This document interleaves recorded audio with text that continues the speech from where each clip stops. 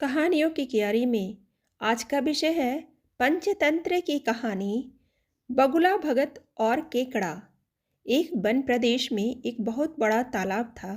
हर प्रकार के जीवों के लिए उसमें भोजन सामग्री होने के कारण वहाँ नाना प्रकार के जीव, पक्षी, मछलियाँ, कछुए और केकड़े निवास करते थे। पास में ही बगुला रहता था, जिसे परिश्रम करना बिल्कुल अच्छा नहीं लगता था। उसकी आंखें भी कमजोर थीं। मछलियाँ पकड़ने के लिए तो मेहनत करनी पड़ती है, जो उसे खलती थी। इसलिए आलस्य के मारे वह प्रायः भूखा ही रहता। एक टांग पर खड़ा होकर यही सोचता रहता कि क्या उपाय मिल जाए कि बिना हाथ पैर हिलाए रोज भोजन मिले। एक दिन उसे एक उपाय सूझा, तो वह उसे आजमाने बैठ गया।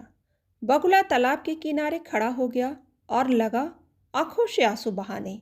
एक केकड़े ने उसे आंसू बहाते देखा तो वह निकट आया और पूछने लगा, मामा क्या बात है?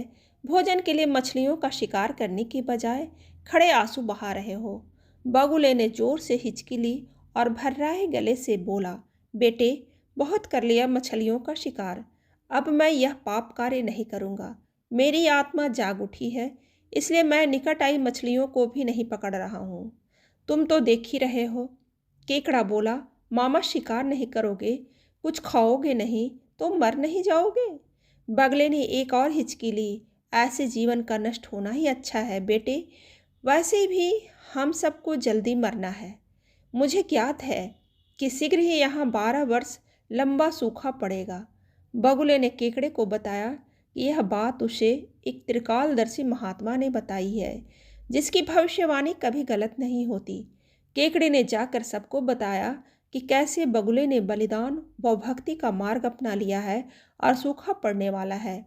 उस वक्त के सारे जीव, मछलियाँ, कछुए, केकड़े, बत्तख, सारस आदि दौड़े दौड़े बगुले के पास आए और बोले, भगत मामा, अब तुम ही हमें कोई बचाव का रास्ता बताओ, अपनी अकल लड़ाओ, तुम तो महाज्ञानी बन ही गए हो।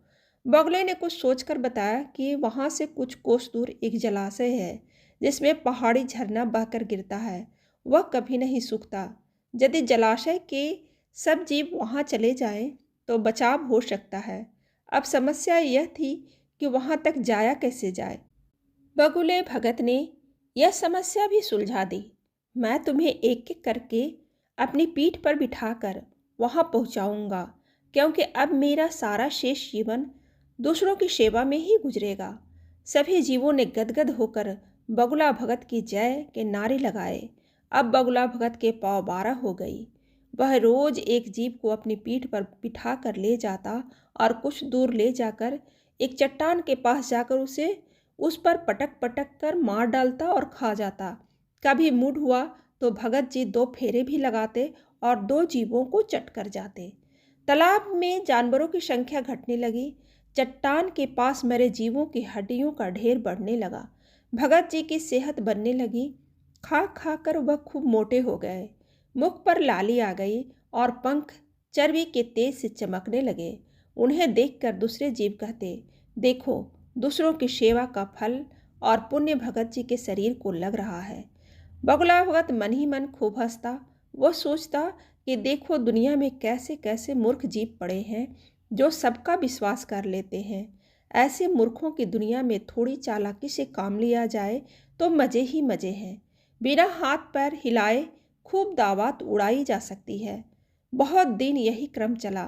एक दिन केकड़े ने बगुले से कहा, मामा, तुमने इतने सारे जानवर यहाँ से वहाँ पहुँचा दिए, लेकिन मेरी बारी अभी तक नहीं आई। भगत जी बोले, बेटा, आज तेरा ही नंबर लगाते हैं। आजा, मेरी पीठ पर बैठ जा।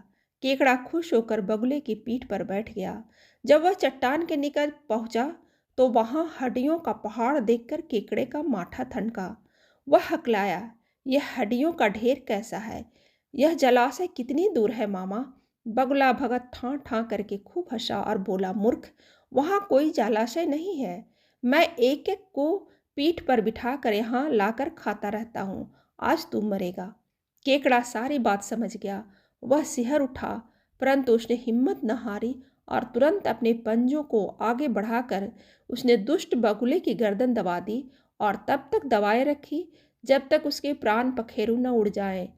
फिर केकड़ा बगुले भगत का कटा सिर लेकर तालाब पर लौटा और सारे जीवों को सच्चाई बता दी कि कैसे दुष्ट बगुला भगत उन्हें धोखा देता रहा। सीख: किसी की बातों पर आंखें मूंदकर विश्वास नहीं करना चाहिए। मुसीबत में धीरज व बुद्धिमानी से ही कार्य लेना चाहिए।